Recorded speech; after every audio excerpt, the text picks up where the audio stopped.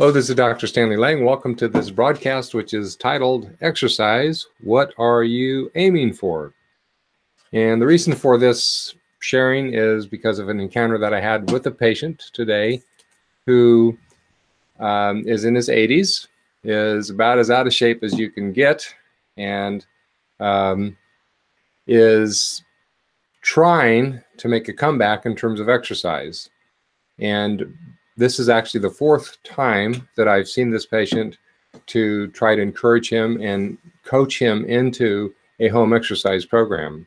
Now, the problem with somebody who is in their 80s, who is completely deconditioned and may be very overweight, is that their exercise limitations are significant. Their exercise options are very limited. And so the problem is, how can you design something that this person can do? The answer is, and I'm not going to go into details of this person, the answer is that almost all of the time, I can design an exercise program that fits anybody that can still walk in the door.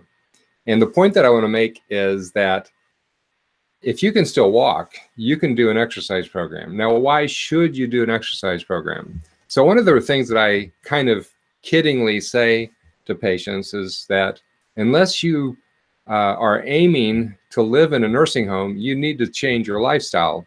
And then we talk about the idea that there's very few people that wake up in the morning and say, boy, I just can't wait to get to that nursing home. And yet they live their lives as if that is their goal. And this might apply to people in their 30s, their 40s, 50s, and older.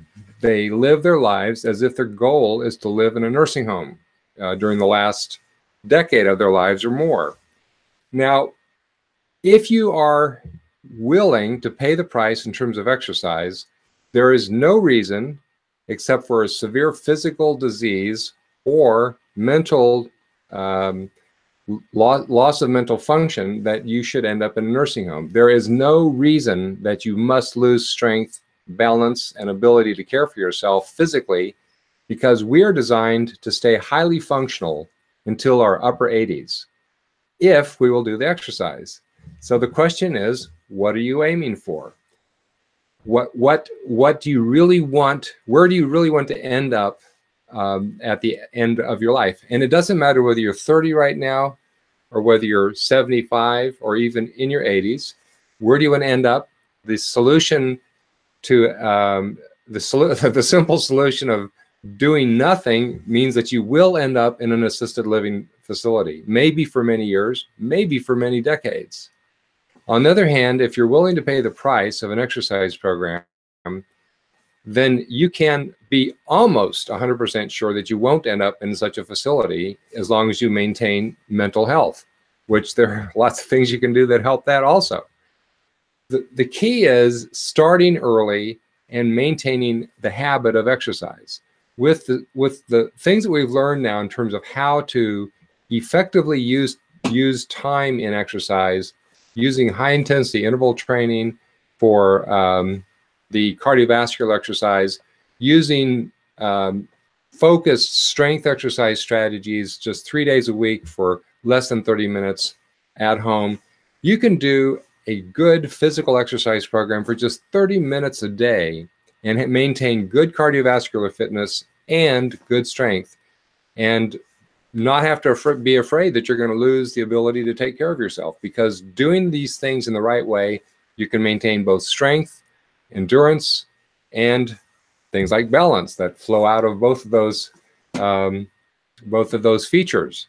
So the key is being convinced that you can make the difference, that it's not normal for us to die slowly. It's normal for us to live at a high level of function until the very end of our life, and then our DNA runs out, and then we die relatively quickly.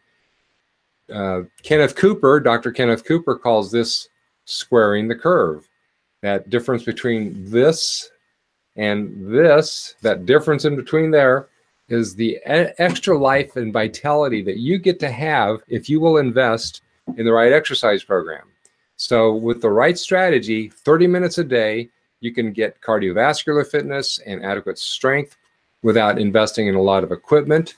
And the only thing you had to add to that is a good flexibility program, which you can do just before bed as relaxation. So very simple to do if you're willing to do it. And I want to encourage you to do it because it's worth it. It's the foundational, it's one of the two foundational habits to have, eating in a healthy way and exercising enough. So it's like saying, which is more important, is like saying, which is more important, your left leg or your right leg? They're both really important. So don't think that you can go through life without adequate exercise and hit the end of life and stay functional. You won't do that. You will need somebody to take care of you. If that's your goal, then keep doing what you're doing. If your goal is you want to stay independent, an adequate exercise program will make it almost sure that you can do that as long as you maintain mental health. So if you don't know what an adequate exercise program is, or you want a little bit of help, there's a link to our simple strength program. If you don't know how to do that, click on that link if you're interested in more help along those lines. But if you've got an alternative, just do it. I wish you well, God bless, and have a great day.